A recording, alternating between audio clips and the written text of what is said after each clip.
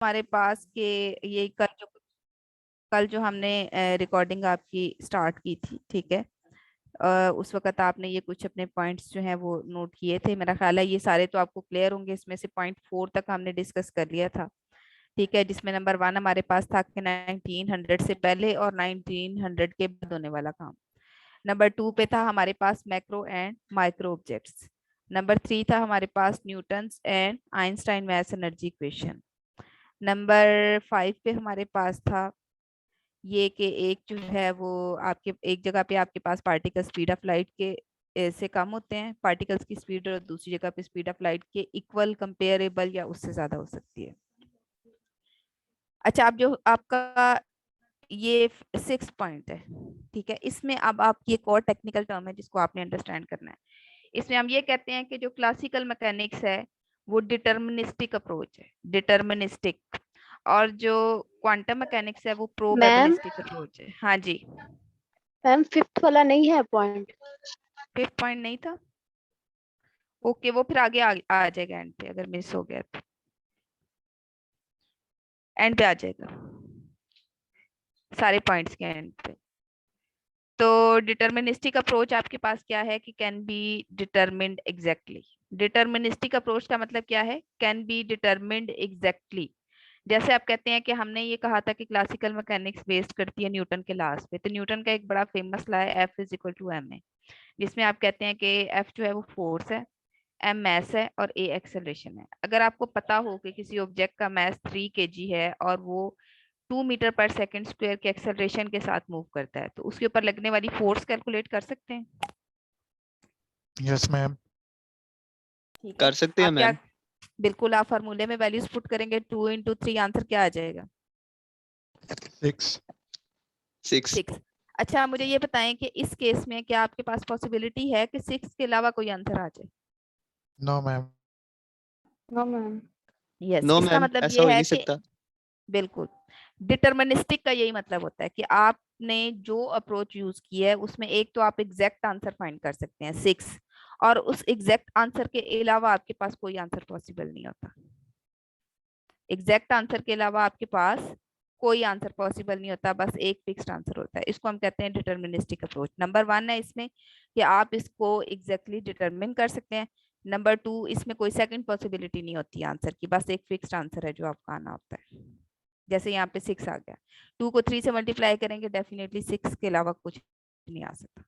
उसके बाद है आपके पास प्रोबेबिलिस्टिक अप्रोच। अच्छा, प्रोबेबिलिटी आपने जो है वो पहले भी टर्म पढ़ी, इसका मतलब होता है चांस। Yes ma'am. प्रोबेबिलिटी का क्या मतलब है? चांस। इसका मतलब ये है कि आपको एग्जैक्ट आंसर नहीं पता चलेगा, यहाँ पे एग्जैक्ट आंसर आपको नहीं पता चल सकता, ठीक है। बस क्या होगा कि आपको एक चांस पता लग जाएगा आंसर का, ठीक है, जिसमें आपके पास दो चीजें होती हैं। आपने पढ़ा होगा एक ऑर्बिट एंड ऑर्बिटल, दो आपने टर्म्स पढ़ी होंगी, एक ऑर्बिट एंड ऑर्बिटल। अच्छा, आप लोगों में से कितने बच्चों को पता है कि ऑर्बिट और ऑर्बिटल में क्या डिफरेंस है? मैम मुझे। बोलें। ऑर्बिटेंट मैम में ना होता ऑर्बिटल है जो है जी, वो बड़ा होता है और ऑर्बिट छोटा होता है। मैम ये तो बहुत ऑर्बिटेंट ही में अच्छा होता है आंसर कि था। ऑर्बिटेंट में मैम इलेक्ट्रॉन की ना पोजीशन फाइंड करने के ज्यादा चांसेस होते हैं as compare ji, to orbital. और कोई बच्चा? मैम ऑर्बिट फिक्स्ड पोजीशन में होता है और ऑर्बिटल ट्रांसफर होता है, प्रोबेबल होता है। ठीक है, ठीक है, ये देखें, ये क्या है? ये है आपके पास एक ऑर्बिट, ठीक है, ये आपका न्यूक्लियस है, ये बाहर एक पाथवे है, ठीक है, जो आपको नजर आ रहा है सर्कुलर फॉर्म में, जिसमें आपका इलेक्ट्रॉन मूव कर सकता है, और ये है ऑर्बिटल। अच्छा, ऑर्बिट क्या होता है? ये एक फिक्स्ड पाथवे होता है, ठीक है। जैसे ये बोहर एटॉमिक मॉडल में इसका फर्स्ट टाइम कॉन्सेप्ट आया था, एक फिक्स्ड एटॉमिक ऑर्बिटल। उसने बताया, उसने कहा कि इलेक्ट्रॉन जो है वो सिर्फ इस फिक्स्ड पाथवे पे मूव कर सकता है, ठीक है। और इसका कॉन्सेप्ट क्योंकि उसने दिया था बोहर ने, तो उसने ये कहा कि आप ईच मोमेंट पे एग्जैक्टली फाइंड कर सकते हैं कि इस वक्त आपका इलेक्ट्रॉन इस पूरे पाथवे में किस पोजीशन पे मौजूद है। ऐसे ही है, उसने जी ये तो नहीं मैम, और कहा था ऑर्बिटल कि में ये चीज नहीं कर सकते। बिल्कुल। ऑर्बिटल आपके पास क्या है? ये एक ऐसी स्पेस है या ऐसा वॉल्यूम है, क्योंकि जब आप इसको डिफाइन करते हैं तो आप कहते हैं कि इट इज स्पेस और volume around the nucleus where probability of finding the particle is more than 95%। आप कहते हैं कि ये सिर्फ एक एरिया है, इस पूरे एरिया के अंदर इलेक्ट्रॉन कहीं पे भी हो सकता है, 95% चांस है कि इसी एरिया के अंदर आपका इलेक्ट्रॉन मौजूद है, लेकिन आपको नहीं पता कि कहाँ पे। क्योंकि ये जब प्रोबेबिलिटी को आप डिस्कस करते हैं तो आप कहते हैं कि इवन न्यूक्लियस से इनफाइनाइट डिस्टेंस पे भी आपके इलेक्ट्रॉन के पाए जाने का चांस मौजूद है। ठीक है, तो आप क्या करते हैं कि एक एरिया स्पेसिफाई कर लेते हैं जिसके अंदर आपके इलेक्ट्रॉन के पाए जाने का चांस मैक्सिमम है या मोर देन 95% है, उसको हम क्या कहते हैं, ऑर्बिटल। तो यहाँ पे हम क्या कहते हैं कि एग्जैक्टली बता देते हैं कि इलेक्ट्रॉन इस वक्त किस पोजीशन पे मौजूद है। यहाँ पे हम क्या करते हैं कि एक एरिया बता देते हैं और कहते हैं कि इस एरिया के अंदर इलेक्ट्रॉन के पाए जाने का मैक्सिमम चांस है, लेकिन इस एरिया के अंदर एक्चुअली इलेक्ट्रॉन कहाँ पे है वो आपको नहीं पता। मैम हम एग्जैक्ट नहीं बता सकते ना बिल्कुल। किस तो पॉइंट पे है।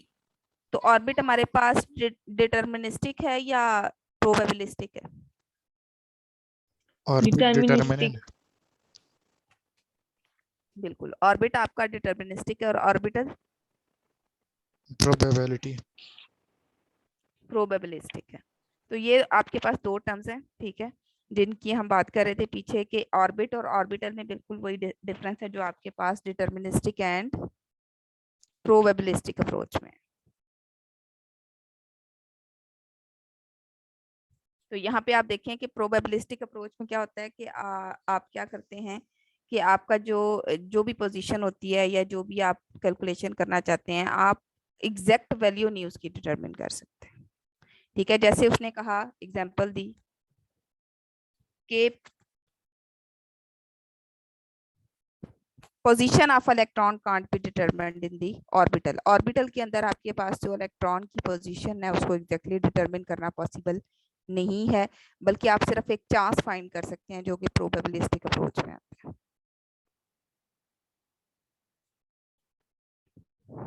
ठीक है, दूसरी उसने न्यूटन लॉ की एग्जांपल दी डिटर्मिनिस्टिक अप्रोच में, जिसमें उसने कहा कि अगर आपको फार्मूला के अकॉर्डिंग वैल्यूज पता हैं, आप उनको मल्टीप्लाई कर देते हैं, प्लस कर देते हैं, डिवाइड कर देते हैं, सब्सट्रैक्ट कर देते हैं, तो आपको एक एग्जैक्ट आंसर पता लग जाता है। ठीक है, और उस एग्जैक्ट आंसर के अलावा आपके पास कोई आंसर पॉसिबल नहीं होता।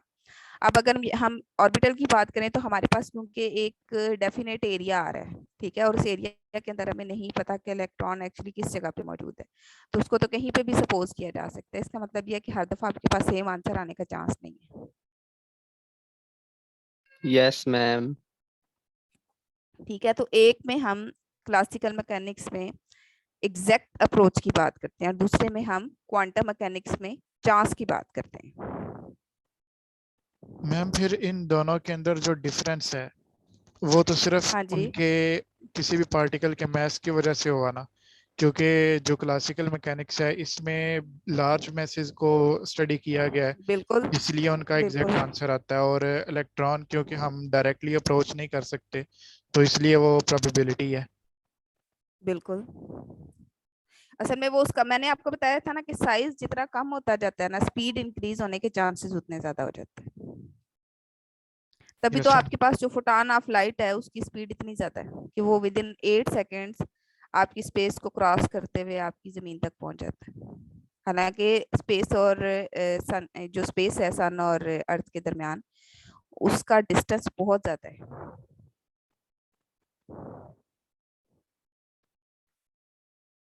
Yes ma'am. मैम जी बोलें।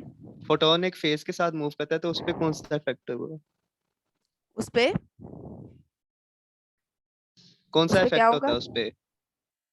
वो मूव कर रहा होता है अपने इलेक्ट्रिक और मैग्नेटिक फील्ड की वजह से। कल मैंने आपको जो बिल्कुल इंट्रोडक्शन में पिक्चर बना के दिखाई थी, एंड पे हमने उसमें इलेक्ट्रिक और मैग्नेटिक फील्ड की जो डिस्क्रीट पिक्चर बनाई थी, उसमें आपको याद होगा कि हमने छोटे छोटे पार्टिकल्स बनाए थे जो कि फोटॉन्स थे और एक्चुअली वही इलेक्ट्रिक और मैग्नेटिक फील्ड की डिफरेंट शेप्स और फेजेस बना रहे थे।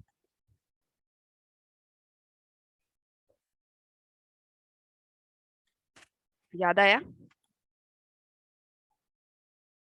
Yes ma'am. ठीक है, तो असल में वो क्या होता है कि वो जो इलेक्ट्रिक और मैग्नेटिक फील्ड होते हैं उनके सारे जो कंस्टिट्यूएंट पार्टिकल्स होते हैं वो सारे के सारे फोटॉन्स होते हैं। Clear? Yes ma'am. Yes ma'am. Yes ma'am. ठीक है, तो ये थी आपके पास प्रोबेबिलिस्टिक एंड डिटर्मिनिस्टिक अप्रोच। ठीक है, जिसमें आपने एग्जांपल किसकी ले ली, ऑर्बिट एंड ऑर्बिटल की। ठीक है, उसके बाद हमारे पास जो पॉइंट पे 7 है, पॉइंट आता है, वो ये है कि classical mechanics based on mathematics and quantum mechanics based on statistics. अच्छा, आप लोगों ने मैथमेटिक्स भी पढ़ा है लास्ट सेमेस्टर में, आपने स्टैटिस्टिक्स भी पढ़ा है, आपको इन दोनों में क्या डिफरेंस फील हुआ है?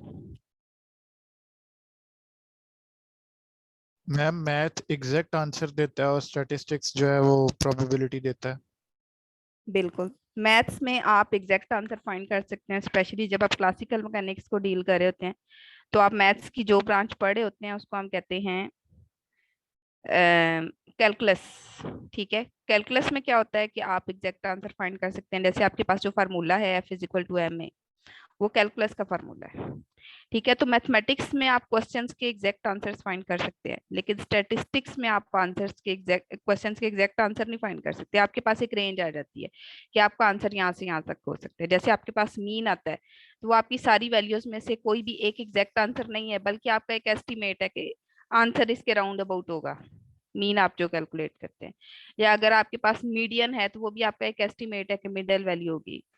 ठीक है, अगर मॉड है तो वो भी आपका एस्टिमेट है कि जो वैल्यू फ्रिक्वेंटली आ रही है वो हो सकती है। तो उसमें आपके पास मोस्टली जो आंसर्स होते हैं वो चांसेस होते हैं, वो एग्जैक्ट आंसर्स नहीं होते। वो आपको रेंज ऑफ आंसर बता देते हैं कि आपका आंसर यहाँ से इस मिनिमम रेंज से इस मैक्सिमम रेंज तक हो सकता है, लेकिन उस मिनिमम से मैक्सिमम रेंज के अंदर एक्चुअली आपका एग्जैक्ट आंसर कौन सा है वो आपको नहीं पता। Yes ma'am. क्लियर? तो ये था मैम आपके पास क्लासिकल एंड क्वांटम मैकेनिक्स का डिफरेंस। ठीक है, अब ये सारे पॉइंट्स जो है वो हमने यहाँ पे स्टार्ट में समराइज किए थे, जो मैंने आपको कहा था कि हम 1 बाय 1 जो है वो देखेंगे। इसमें आप देखें, एक था आपके पास वही वाला work in mechanics before 1900 and after 1900। एक मैक्रो ऑब्जेक्ट्स पे एप्लीकेबल है, एक माइक्रो पे। लेकिन आप लोगों ने ऐसे नहीं करना कि पेपर में मुझे ऐसे ही दो दो लफ्ज लिख के दे दें। ठीक है, आप लोगों ने मुझे पूरी एक्सप्लेनेशन में लिख के देनी है लाइन। उसके बाद है बेस्ड ऑन न्यूटन लॉज, इसलिए हम इसको न्यूटोनियन मैकेनिक्स भी कहते हैं। ये based on Einstein math energy equation है। ठीक है, इसमें ऑब्जेक्ट्स मूव करते हैं with speed less than speed of light. इसमें या तो ऑब्जेक्ट्स की स्पीड ऑफ लाइट की कंपेरेबल होती है या ग्रेटर होती है। ये एक डिटर्मिनिस्टिक अप्रोच है, ये एक प्रोबेबिलिस्टिक अप्रोच है। ये मैथमेटिक्स से बेस करती है, स्टैटिस्टिक्स से बेस करती है। इसकी एग्जांपल है आपके पास रेनबो। ठीक है, इसकी एग्जांपल है आपके पास रेनबो। रेनबो देखिए कभी? Yes yes ma'am ma'am. देखिए। मैम बिल्कुल, उसमें आप क्या होता है कि वो जो 7 कलर्स होते हैं ना लाइट के, वो एग्जैक्ट नजर आ रहे होते हैं। यस मैम, वो अपनी अपनी रो में ही होते हैं, मतलब फैले नहीं हाँ, होते। बिल्कुल। ऐसे नहीं होता कि आपको रेड जो है वो श्योर ना हो कि रेड वाकई रेड है, ये ब्लू तो नहीं है, ये ग्रीन तो नहीं है। आप रेड कलर को बाकी सारे कलर से डिफरेंशिएट कर सकते हैं, आप ग्रीन कलर को बाकी सारे कलर से डिफरेंशिएट कर सकते हैं। ठीक है, और लेकिन जो क्वांटम मैकेनिक्स है उसमें हम देखते हैं इलेक्ट्रॉनिक ट्रांजिशंस। इलेक्ट्रॉन जब एक एनर्जी लेवल से दूसरे एनर्जी लेवल में जाता है या किसी हायर एनर्जी लेवल से प्रीवियस एनर्जी लेवल में वापस आता है, तब आपके पास कोई श्योरिटी नहीं होती कि एक्चुअली आपके पास वो जो एक पूरा सेट ऑफ एनर्जी लेवल्स है उसमें एक्चुअली इस वक्त आपका इलेक्ट्रॉन कहाँ पे मौजूद है। मैम जैसे कि आसमान पे बिजली चमके तो हमें पता नहीं चलता कि एग्जैक्ट किस जगह पे है, मतलब वो बिल्कुल डिफरेंट अपनी बिल्कुल। मतलब चेंज कर रही होती है उसकी पोजीशन। वजह ये होती है कि एक तो वो बहुत स्पीडीली जो है उसका स्पार्क आपको नजर आता है, दूसरा ये कि वो उतनी ही ज्यादा स्पीड के साथ अपनी पोजीशन भी चेंज कर लेता है। जी अगर मैम, उसकी स्पीड एग्जैक्टली। आपके कंट्रोल में होती तो शायद आप उसको बड़ा क्लियरली जो है वो डिटरमिन कर लेते और वो क्वांटम मैकेनिक्स से निकल के क्लासिकल में आ जाता। ठीक है, अब आप मुझे अपने इन्वायरमेंट में मौजूद कुछ क्लासिकल एंड क्वांटम ऑब्जेक्ट्स की एग्जांपल्स दें।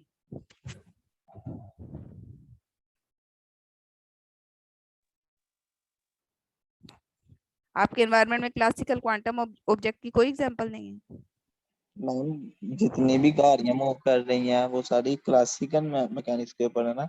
जिस तरह कोई कार मूव करी है तो वो न्यूटन के सेकंड लॉ के अकॉर्डिंग कार मूव कर रही है, उसमें बिल्कुल। एक्सेलरेशन जो प्रोड्यूस हो रहा है। और मैम बैलून और भी,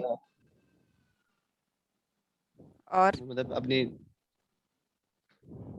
और इसके अलावा जो टेबल के ऊपर जो बुक पड़ी हुई है बिल्कुल। उसके ऊपर न्यूटन का थर्ड लॉ जो है वो अप्लाई हो रहा है।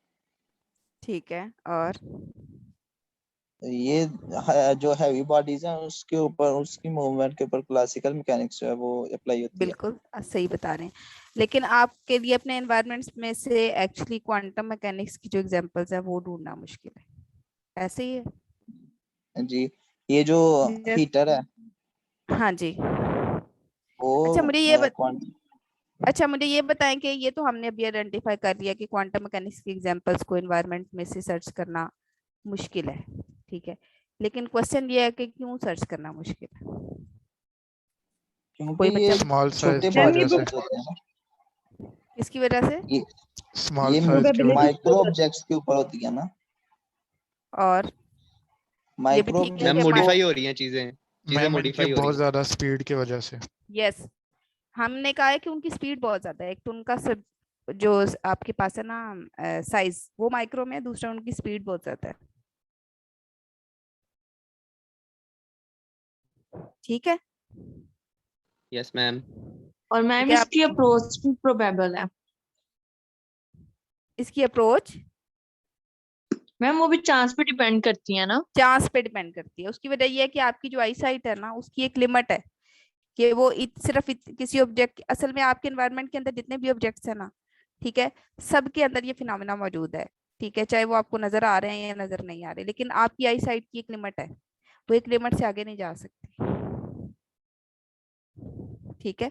जब वो एक लिमिट से आगे जा ही नहीं सकती, ठीक है, तो डेफिनेटली अगर आपके एनवायरनमेंट में ये चीज मौजूद भी है तो आप उसको नहीं आइडेंटिफाई कर सकते। समझ आ गई? Yes ma'am.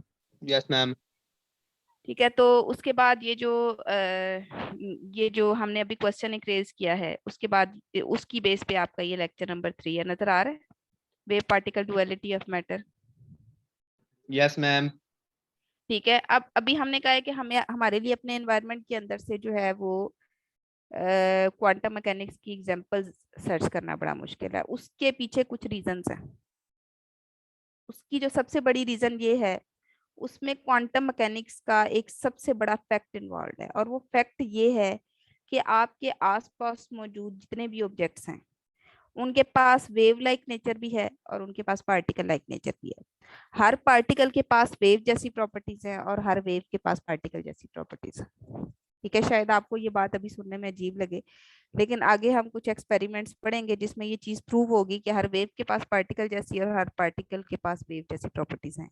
इवन आपकी बॉडी जो है वो पार्टिकल लाइक मटेरियल है या वेव लाइक है? Human body, ma'am particle. लेकिन पार्टिकल। उसके अंदर से भी कुछ वेव्स प्रोड्यूस होती हैं, ठीक है, यस जी लेकिन मैम। आप उनको आइडेंटिफाई नहीं कर सकते, ना आप उसको विजुअलाइज कर सकते, ना आप उसको ऑब्जर्व कर सकते, ठीक है। ये आप मैम कहते हैं ना, हाँ जी, वो वेव्स अल्फा बीटा गामा हो सकती है या कोई और होंगी? वो वेव्स बहुत ज्यादा स्मॉलर हैं, इसीलिए आप उनको फील नहीं कर सकते उनके इफेक्ट। मैम ऐसे नेम क्या है उन वेव्स का? वो डिफरेंट टाइप्स की वेव्स होती हैं, वैसे तो ये है कि आपकी बॉडी से अगर हीट भी रिलीज हो रही है तो वो भी वेव्स की फॉर्म में होती है। एक्सक्यूज अगर मी आपकी मैम। बॉडी के अंदर से, हाँ जी, मैम आपने किसी और को इनविटेशन दिया इस क्लास में ऐड होने का? यहाँ पे कौन है? मैम और ब्लू सेक्शन ए से एक लड़का है इत्तिशाम। मुझे तो नहीं पता उसका। Okay ma'am. तो ये जो है ना वेव पार्टिकल डुअलिटी है मैटर की, ठीक है, तो इससे हम नेक्स्ट देखेंगे कि जितना छोटा साइज होगा ना, ठीक है, देखिए बड़ा साइज है ना, जैसे अगर आपकी ह्यूमन बॉडी है उसके अंदर क्या है कि ये तो आपको डेफिनेटली पता चल रहा है कि इसके पास पार्टिकल लाइक प्रॉपर्टी है, लेकिन उसकी जो वेव लाइक प्रॉपर्टी है वो आपके लिए आइडेंटिफाई करना मुश्किल है। इसी तरह कुछ पार्टिकल्स ऐसे हैं जिनकी जो है वो वेव लाइक प्रॉपर्टी है और आपके लिए उसकी पार्टिकल लाइक प्रॉपर्टी को आइडेंटिफाई करना मुश्किल है। तो ये जो छोटा पार्टिकल होता है ना जिसकी हमने क्वांटम मैकेनिक्स में बात की है, माइक्रो पार्टिकल, उसके पास ये दोनों चीजें मौजूद हैं, उसके पास पार्टिकल लाइक प्रॉपर्टी भी है, उसके पास वेव लाइक प्रॉपर्टी भी है, और वो दोनों एक दूसरे के साथ इतनी ज्यादा इंटरमिंगल्ड या इंटरमिक्स्ड हैं कि आपके लिए उन दोनों को डिफरेंशिएट करना मुश्किल है। आप एक दफा किसी में जो है वो क्वांटम साइज के माइक्रो मटेरियल को लेके एनालिसिस करेंगे, आपका रिजल्ट आएगा पार्टिकल, अगली दफा रिजल्ट लेंगे तो आपके पास आएगा वेव, ठीक है। एक ही दफा आपके पास एक ही सैंपल के लिए वेव लाइक रिजल्ट भी आ रहा होगा, पार्टिकल लाइक रिजल्ट भी आ रहा होगा। ठीक है। तो जब ये क्वांटम मैकेनिक्स पे काम शुरू हुआ तो उस वक्त का जो सबसे बड़ा झगड़ा था ना वो यही वेव पार्टिकल लाइक नेचर थी। ठीक है। एक साइंटिस्ट जो था वो क्या करता था, वो कहता था कि जो आपका कि ये पार्टिकल जो है ना उनका वेव लाइक बिहेवियर है। दूसरा आता था वो कहता था, उसको गलत प्रूव कर देता था, रिजेक्ट कर देता था उसकी थ्योरी को और खुद वेव लाइक प्रॉपर्टी लेके आ जाता था। अब जो वेव लाइक लेके आता था उसके कंपैरिजन में एक और आता था पार्टिकल लाइक लेके, वो उसका रिजेक्ट करके अपनी थ्योरी पेश कर देता था। और ये झगड़ा कई सालों तक चलता रहा। कोई वेव लाइक प्रॉपर्टी लेके आ जाता था, कोई पार्टिकल लाइक प्रॉपर्टी लेके आ जाता था। एट दी एंड क्या हुआ कि पता चला कि ये जो आपका मटेरियल है उसके पास दोनों तरह की प्रॉपर्टीज है। ठीक है। वो पुराने जमाने में जैसे जंगे हो जाती थी ना छोटी छोटी बातों पे, ठीक है, ये वो वाला सीन था। उसमें ये होता था कि एक बंदा जो है वो घोड़े पे आता है, बोर्ड की तरफ बोर्ड एक लगा होता है, एक तरफ से एक बंदा आता है वो कहता है कि बोर्ड जो है वो ब्लू कलर का है, दूसरी तरफ से एक बंदा आता है वो कहता है बोर्ड जो है वो रेड कलर का है।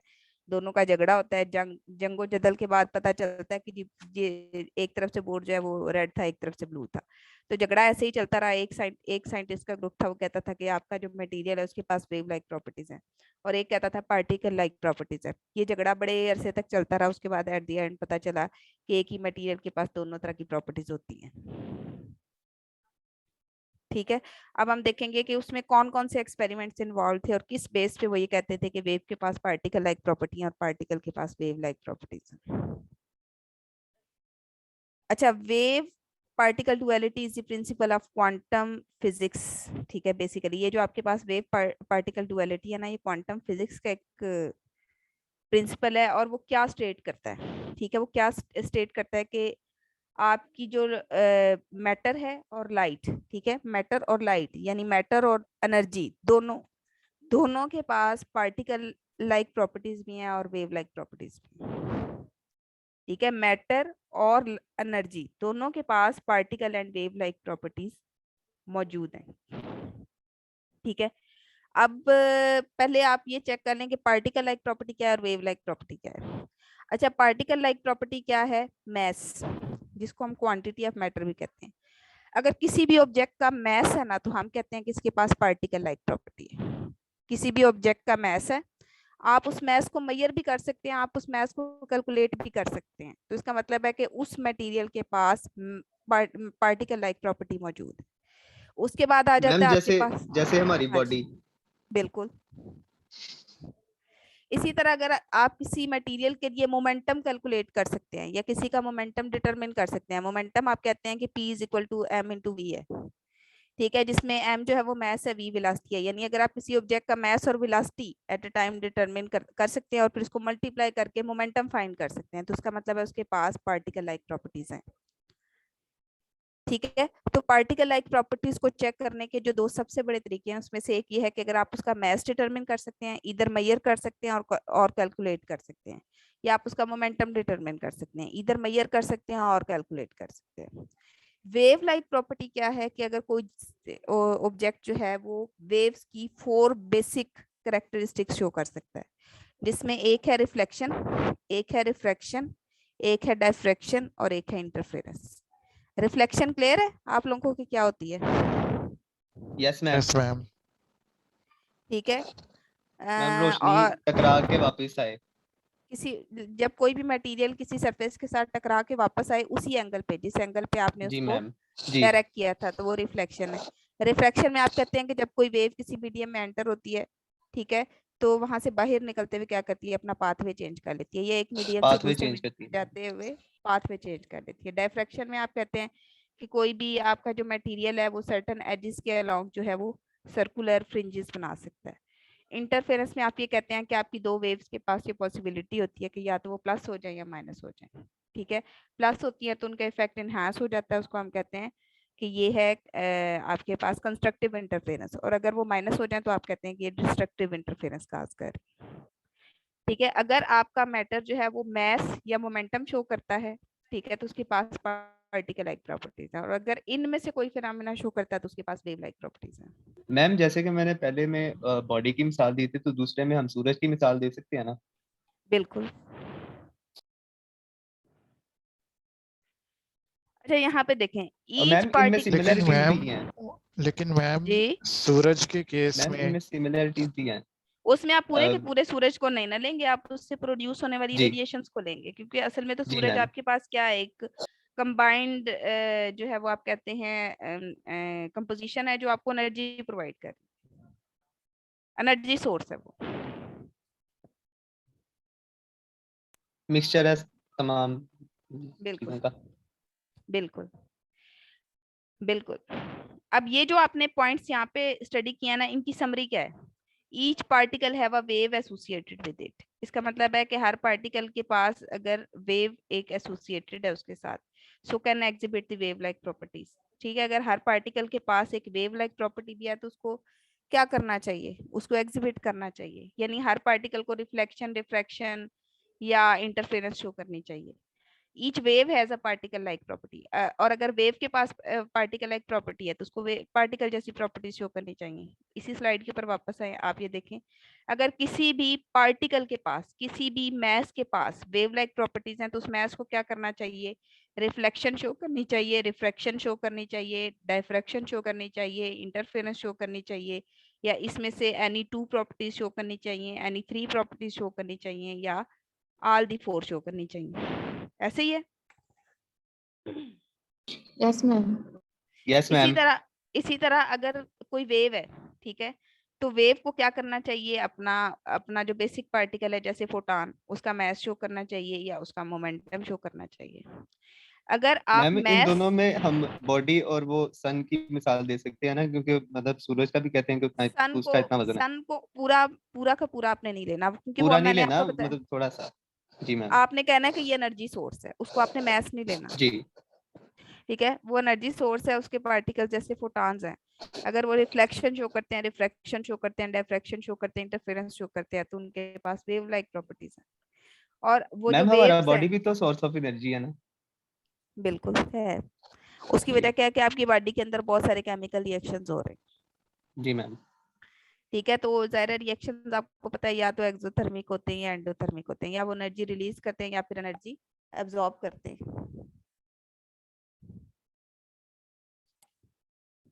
ठीक है, या एनर्जी रिलीज करते हैं या फिर एनर्जी एब्जॉर्ब करते हैं। तो रिफ्लेक्शन हो जाती है आपके पास, रिफ्रैक्शन हो जाती है, डायफ्रैक्शन या इंटरफेरेंस किसी मैस के अंदर, तो उसके पास वेव लाइक प्रॉपर्टीज हैं। और अगर कोई फोटॉन अपना मैस दे देता है, कोई फोटॉन अपना मोमेंटम प्रूव कर देता है, तो उसके पास पार्टिकल लाइक प्रॉपर्टीज आ जाती है। क्लियर?